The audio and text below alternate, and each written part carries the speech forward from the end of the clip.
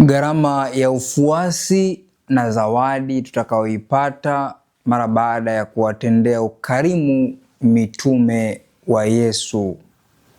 Wapendwa, ni Dominika ya 13 ya mwaka A wa Kanisa. Bado tupo katika mwaka A wa Kanisa, tunaendelea kutafakari ujumbe wa Mwenyezi Mungu katika Dominika hii nzuri kabisa. Na katika Dominika hii ni kualike tutafakari mambo makubwa mawili ambayo yatatuongoza katika Dominika hii ya 13 ya mwaka A wa Kanisa. Jambo la kwanza ni kutambua na kuijua gharama ya ufuasi. Kama ukiwa mfuasi wa Kristo kuna gharama yake. Je, ni gharama gani? Na jambo la pili ni zawadi, neema na baraka tutakazozipata pale tutakapokuwa wakarimu kwa hawa wajumbe wa Injili, mitume, manabii na kadhalika. Nikukaribishe katika tafakari Dominika hii ya 13 ya mwaka A wa Kanisa. Tujifunze, tutafakari pamoja ujumbe wa Mwenyezi Mungu katika Dominika hii. Karibu. Enyi watu wote pigeni makofi. Enyi watu wote pigeni makofi. Mpigieni Bwana Mungu wetu. Mshangilieni kwa vigelegele. Wapendwa, ni Dominika ya 13 ya mwaka A wa Kanisa. Bado tupo katika Injili ya Mathayo ambapo tunaendelea na ile sehemu ya pili ya mafundisho ya Yesu kadiri ya Mathayo, sehemu ya pili, utume wa kimisionari. Na mwandishi Mathayo, mwinjili Mathayo ameipangilia injili yake vizuri. Tulishakwisha kuona katika Dominika ya 11 katika mafundisho matano. Fundisho la kwanza likiwa ni hotuba ya Yesu mlimani, na fundisho la pili ni utume wa kimisionari ambapo Yesu anawafanya wanafunzi kuwa mitume na anawatuma katika utume wa kutangaza ufalme wa Mungu, ambapo pia anawaalika watambue kwamba sio kazi rahisi. Na sehemu ya tatu ya mafundisho yake ni ile mifano mbalimbali, mifano kuhusiana na ufalme wa Mungu. Sehemu ya 4 ni mafundisho kuhusiana na namna jumuiya inavyopaswa kuishi. Na sehemu ya 5 ni mafundisho kuhusu mambo yajayo ama eskatolojia. Kwa hiyo bado tupo katika sehemu ya pili ya utume wa kimisionari ambapo Yesu anawatuma hawa mitume kwenda kutangaza Injili, kutangaza habari njema kwa wale watu ambao waliwaona kama kondoo waliokosa mchungaji. Na neno linalotumika pale ni mathetes, manake wanafunzi, wale ambao wanajifunza. Mara baada ya kuwafundisha, kukaa nao, anawatuma kama mitume. Miongoni mwa wale wafuasi wake anawatuma waende kutangaza habari njema. Na anapowafikisha kwenye utume huo, Yesu anawapa mamlaka. Anawapa mamlaka, nguvu na uweza wa kutenda katika hiyo habari njema ambayo wanaenda kuipeleka kwa watu. Matarajio ya Yesu yalikuwa pengine kukataliwa pia, kupatia mateso, lakini pia hata kufa. Kwa hiyo katika Dominika iliyopita tulitafakari juu ya hofu, waweze kuishinda hiyo hofu ili waweze kutimiza lengo lake na kufikisha huo ujumbe. Na hivyo anapowatuma hawa mitume 12 anawaalika katika tafakari hiyo ambayo sio tu aliwaambia wale mitume, lakini pia watu wengine. Na watu wengine wanaweza wakachukua nafasi ambazo tunazo mimi na wewe. Na Yesu anawapa kauli za kushtua, madai ya kushtua ambayo hata wewe ungeweza kushtuka wakati huo. Yesu anawaambia katika Injili ya leo, au ampendaye baba au mama kuliko mimi hanistahili, au ampendaye mwana au binti kuliko mimi hanistahili. Baba yako na mama yako unawapenda. Mimi na wewe tunawapenda wazazi wetu. Na pengine hiyo nilikuwa ni amri, hata ipo katika amri za Mungu mwenyewe katika Agano la Kale. Walipewa, tunasoma katika kitabu cha Kutoka sura ya 20, amri 10 katika mlima Sinai. Wanapewa amri mojawapo ni hiyo, waheshimu baba na mama upate miaka mingi na heri duniani. heshima ambayo inaendana na huo upendo. Kwa hiyo ni kauli ya kushtukiza, kauli au madai ya kushtusha. Na hivyo hata tukiangalia hizi amri za Mungu, amri 10 zimegawanywa katika makundi mawili. Amri 3 za kwanza ni mahusiano kati ya mwanadamu na Mungu, na amri 7 kama kundi la pili, hizi amri 7 za Mungu ni mahusiano kati ya mwanadamu na mwanadamu. Katika ili kundi la pili, mahusiano kati ya mwanadamu na mwanadamu, tunaona mahusiano yaliyopo kati ya mtu na wazazi wake. Sasa ilikuwepo hiyo heshima, upendo na utii kwa hawa wazazi, baba na mama. Ni kitu cha msingi ambacho kwa Kiebrania neno heshima, kavod, maana ni kama utukufu, kuonyesha utukufu kwa wazazi. Ni kitu cha msingi kwa sababu Mungu mwenyewe alishasema, waheshimu baba na mama yako upate miaka mingi na heri duniani. Kwa hiyo pale ambapo mtu atamheshimu baba yake ni kitu cha msingi, kwa sababu Mungu mwenyewe ameelekeza, lakini pia utapata neema na baraka kwa kitendo hicho. Kwa sababu ni watu wa muhimu. Hata Waswahili ama wahenga wanasema baba na mama ni miungu wa pili ama miungu ya duniani.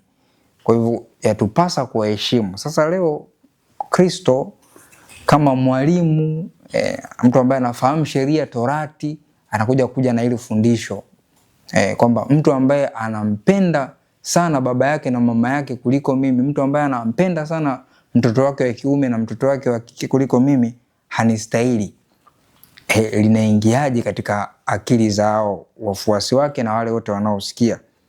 Pengine katika mila na desturi zetu tutakushangaa pale ambapo unashindwa kumheshimu, kumpenda mzazi wako, mlezi wako na kadhalika. Pengine ili kulielewa zaidi, Kristo alivyokuwa anawaambia hii wafuasi wake na wanafunzi wake kwamba fikiria mimi ni mwalimu nakuja darasani, ama fikiria mwalimu wako darasani anapokuambia mtu ambaye hanipendi mimi, au mtu ambaye anawapenda wazazi wake kuliko mimi, hawezi kuwa mwanafunzi wangu.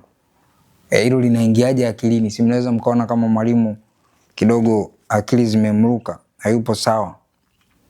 Ni kitu gani hicho ambacho mwalimu anakihitaji kutoka kwa wanafunzi kiwe na madai makubwa kiasi hicho, kwamba yani nimpende yeye kuliko wazazi wangu? Hilo linakujaje?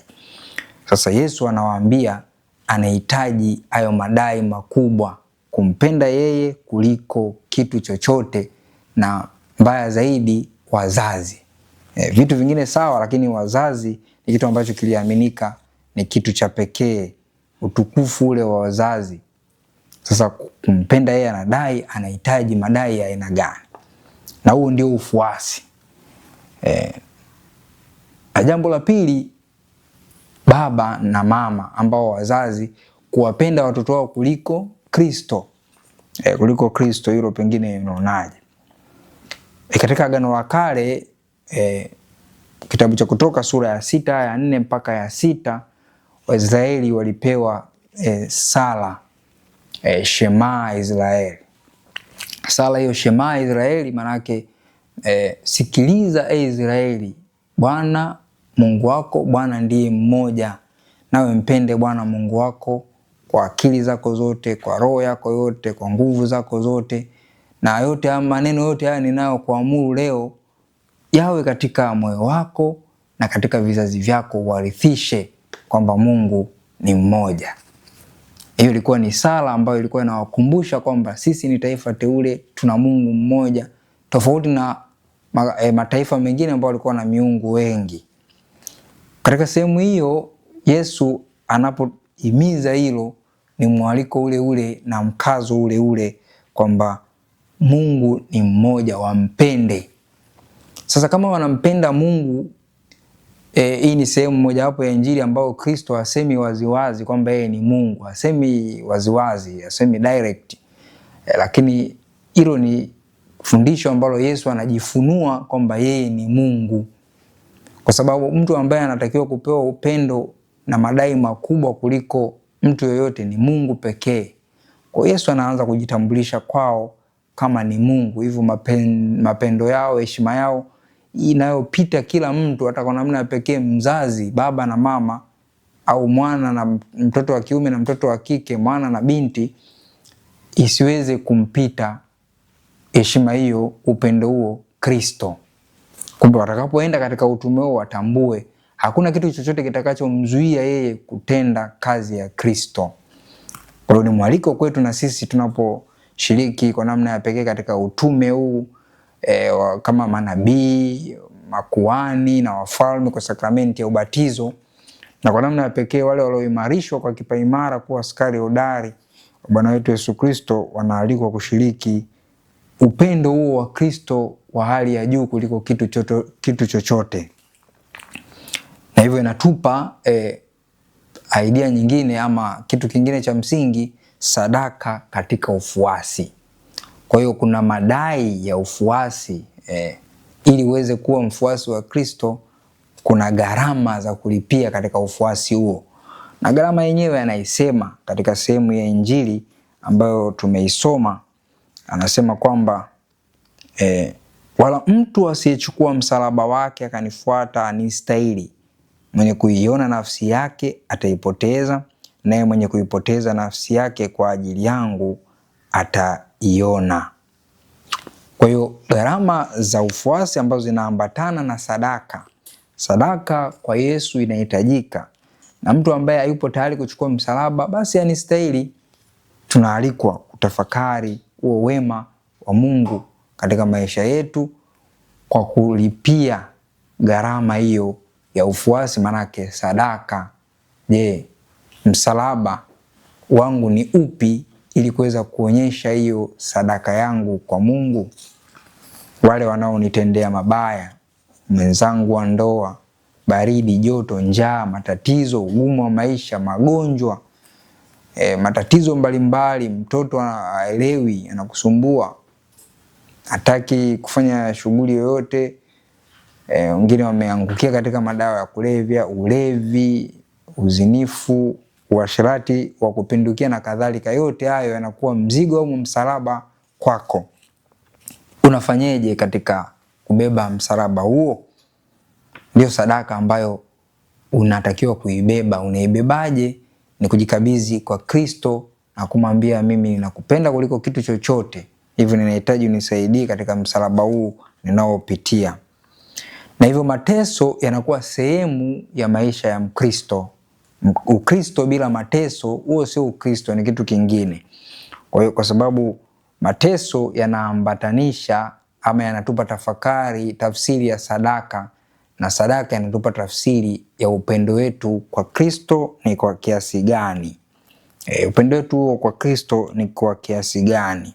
Hivyo msalaba, mateso, tunapata upendo wa Kristo kwa sababu Yesu mwenyewe alipitia hayo mateso, kifo, na baadaye akapata zawadi hiyo ya ufufuko, utukufu, mwili wa utukufu. Kwa hiyo Ukristo pasipo msalaba ni kitu kingine. Kiini cha Ukristo kipo katika kushiriki mateso, na mateso tunayoyashiriki tunakuwa tunashiriki yale mateso ama msalaba wa Kristo. Je, upo tayari kuipoteza nafsi yako kwa ajili ya Kristo? Upo tayari? Tunaposema kuipoteza nafsi, manake kupitia mateso, kuumia, kujikatalia, kujikana kwa ajili ya Kristo. Maneno hayo pengine yanatisha, lakini ndio ukweli wa imani kwamba mitume wengi pia walipitia hayo mateso, walikufa kwa lengo gani? Kuonyesha kwamba wao wanampenda Kristo zaidi kuliko kitu kingine chochote. Na katika Injili sehemu nyingine Yesu anatolea mfano kwamba wale ambao mtu ambaye anaomba ruhusa, nikamwage baba, nikamwage mama, sijui na shamba langu, sijui na nini, anistahili katika ufalme, anistahili katika utume, anistahili katika umisionari na ufuasi. Ndio gharama hiyo ambayo unailipia. Na jambo la pili ambalo tutataka kuliangazia ni juu ya zawadi ama thawabu ama mema ambazo tutazipata pale tutakapowatendea mema mitume ama ukarimu kwa wanafunzi wa Yesu. Tunaposoma katika Injili ya Mathayo sura ya 10:40 anasema, awapokeaye ninyi amenipokea mimi, naye anipokeaye mimi amempokea yeye aliyenituma. Mitume hawakupokea utume alafu kwa maslahi yao ama hawakujituma wenyewe. Walipokea utume na wakatumwa kwa lengo lililokusudiwa katika utume huo: kutangaza ufalme wa Mungu, kuokoa watu wale walioteswa, wale wanaohangaika, kondoo wasio na mchungaji wapate mchungaji na kupata kitulizo kwao. Kumbe tunapowapokea hao, wanatuambia tunampokea Kristo mwenyewe.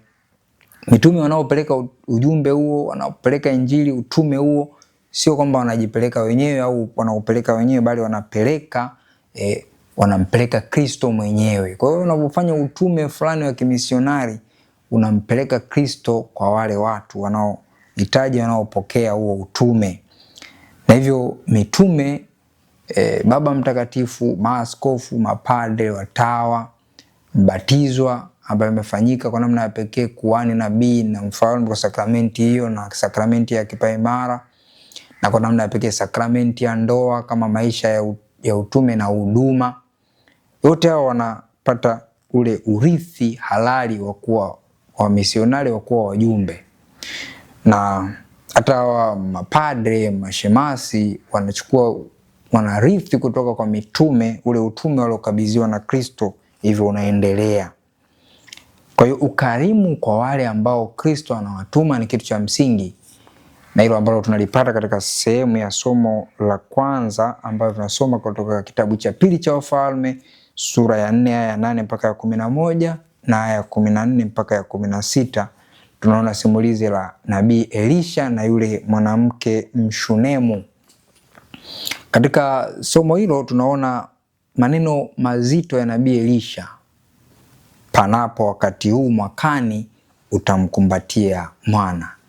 Panapo wakati huu mwakani utamkumbatia mwana. Ni maneno ya unabii na utabiri kwamba kile ambacho walikuwa wanapitia, kukosa mtoto, mwakani watakipata.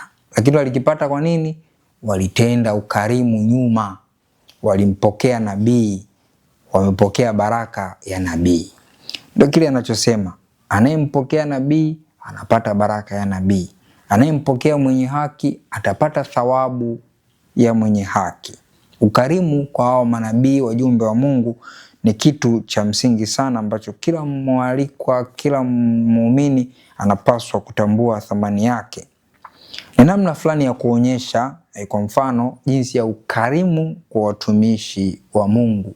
Jiulize, unawatendea ukarimu gani watumishi wa Mungu? Mapadre, maaskofu, watawa na kadhalika.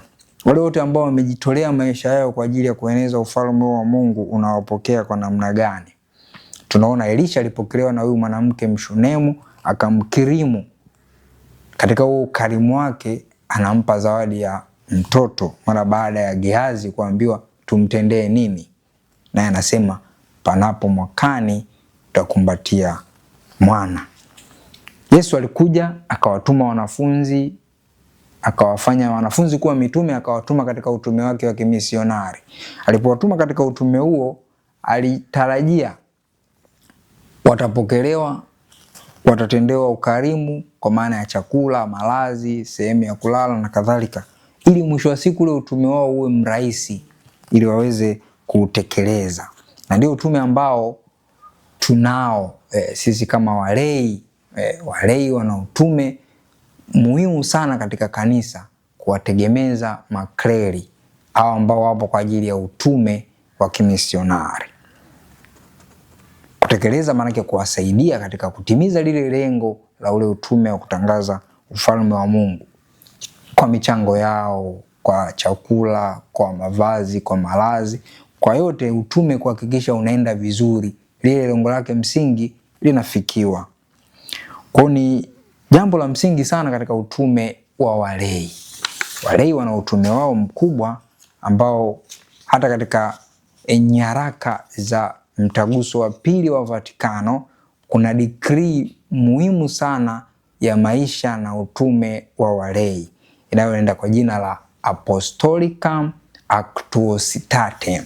Apostolicam Actuositatem Decree kwa ajili ya wito wa walei katika utume wa kanisa.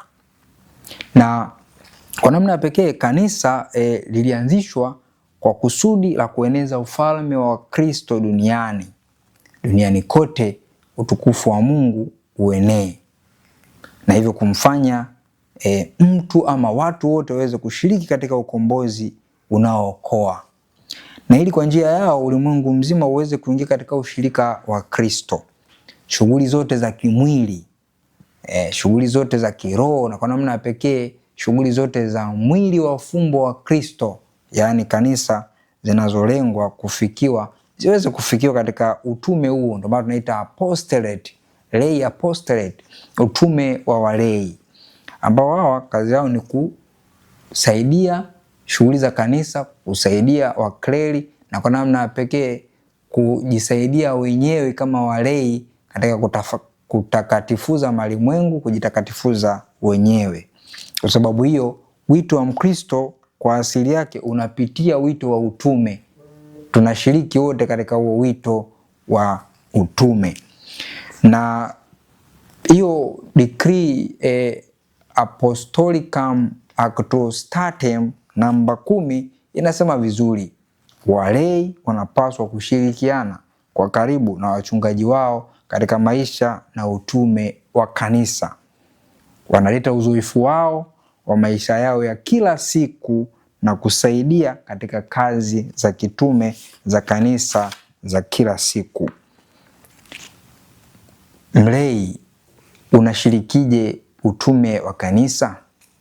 Unawapokeaje kwa ukarimu hawa mitume wanaotumwa kwa namna ya pekee? Mapadre, maaskofu, watawa. Pengine umeshawahi kumkaribisha hata nyumbani kwako padre, ukampa hata kikombe cha maji. Katika Injili Yesu anasema vizuri kabisa, na mtu awe yote atakaye mnywesha mmoja wapo wadogo hawa ngaa kikombe cha maji ya baridi, kwa kuwa ni mwanafunzi, amini nawaambia hatapokea kamwe thawabu yake. Katika muktadha wa Kiyahudi, joto kali, kikombe cha maji ya baridi ni kilikuwa na cha muhimu sana katika kumsaidia mtu katika nyakati hizo, ambaye anatenda wema huo, kukizi hiyo kiu, kukata hiyo njaa, kukata hitaji fulani la huyu mtumishi wa Mungu, kuweza kueneza habari yake, linakuwa ni jambo kubwa ambalo tunajipatia thawabu kutoka kwa Mungu mwenyewe. Mwenyezi Mungu atusaidie katika maisha yetu na utume, tuweze kuwategemeza hawa mitume, kwa sababu katika kuwapokea manabii tunapokea thawabu ya nabii, katika kuwapokea wenye haki tunapokea thawabu ya wenye haki, na wakati mwingine zawadi ya msingi kwao ni sala zao, lakini pia kutolea sadaka ya misa takatifu, nia ya misa kwa ajili ya kuombewa ama kutumia kama sehemu ya sala, ambayo katika kupitia hiyo itawategemeza. Jiulize, umewakaribisha kwako na kuwapa kikombe ngaa cha maji ya baridi? Je, ni kiasi gani ama muda gani nimetolea matoleo kwa ajili ya kutolea nia ya misa, kwamba baba padre niombee katika adhimisho la misa takatifu kwa nia yangu hii binafsi. Nia unaweza kaitaja ama ikawa siri yako, lakini niombee. Katika kufanya hayo ndio tunategemeza kanisa, tunawasaidia utume unaweza kusonga mbele. Katika Dominika hii ya 13 mwaka A tunaalikwa kutafakari huo ujumbe katika makundi mawili. Kundi la kwanza ni gharama ya ufuasi wa Kristo. Nafasi ya pili ni ukarimu wetu kwa hawa watumishi wa Mungu. Tujiulize, tupo tayari kulipia gharama za ufuasi? Tupo tayari kuwa wakarimu katika kueneza utume wa kimisionari wa hawa mitume? Iwe changamoto kwetu, iwe tafakari kwetu, na nikutakie Dominika njema ya 13 ya mwaka A wa kanisa. Endelea kusubscribe katika chaneli yetu Lux Fidei Mwanga wa Imani, kuifuatilia mitandao mbalimbali ya kijamii kama Instagram, TikTok, Facebook, mtandao ule wa X, yote kwa ajili ya kujifunza, kujichotea imani, kwa sababu inaundwa katika msingi ya mitume. Kanisa moja Katoliki la mitume la kimisionari ambalo linaeneza Injili, ujumbe huo wa habari njema kwa kufuata mafundisho msingi ya kanisa, maandiko matakatifu, mapokeo matakatifu na mafundisho ya mababa magisterium ama mamlaka funzi ya kanisa. Mpaka wakati mwingine, Mungu akubariki. Mimi ni Padri Benjamin Maganga Bundala na hii ni Lux Fidei, mwanga wa imani.